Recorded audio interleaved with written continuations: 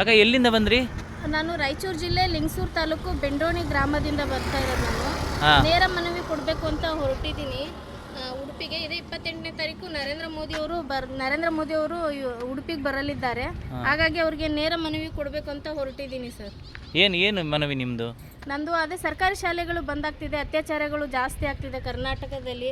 ರಾಜ್ಯ ಸರ್ಕಾರ ವಿಫಲಗೊಂಡಿದೆ, ಅಂದರೆ ಆಡಳಿತದಲ್ಲಿ ವಿಫಲಗೊಂಡಿರೋದ್ರಿಂದ ಅದನ್ನು ಮನದಟ್ಟು ಮಾಡಿಸುವ ಮೂಲಕ ಸಾಮಾನ್ಯ ಜನರಿಗೆ ಎಷ್ಟು ತೊಂದರೆ ಆಗ್ತಿದೆ ಅನ್ನೋದನ್ನು ಹೇಳೋದಕ್ಕೆ ನೇರ ಮನವಿಗಾಗಿ ಹೊರಟಿದ್ದೀನಿ ಸರ್.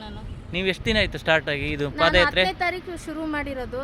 ನಿಜವಾಗ್ಲೂ ಇನ್ನೊಂದು ಬೇಜಾರು ಸಂಗತಿ ಏನಪ್ಪ ಅಂತಂದ್ರೆ, ಉಡುಪಿಯವರು ಏನು ಹೇಳ್ತಾರೆ ಅಂದರೆ ಉಡುಪಿ ಆಡಳಿತದವರು ಇದು ಅಂದರೆ ಮನವಿ ತಗೊಳೋದಕ್ಕೆ ಈ ಕಾರ್ಯಕ್ರಮ ಇಲ್ಲ, ಧರ್ಮದ ವಿಚಾರವಾಗಿ ಇದು ಮಾಡ್ತಾ ಇದ್ದೀವಿ ಅಂತ ಹೇಳ್ತಿದ್ದಾರೆ. ಏನಾಗುತ್ತೋ ನೋಡೋಣ ಸರ್.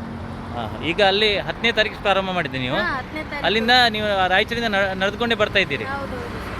ಸರಿ ಸರಿ ಸರಿ, ಶುಭ ಹೋಗಲಿ ನಿಮಗೆ. ಸರಿ.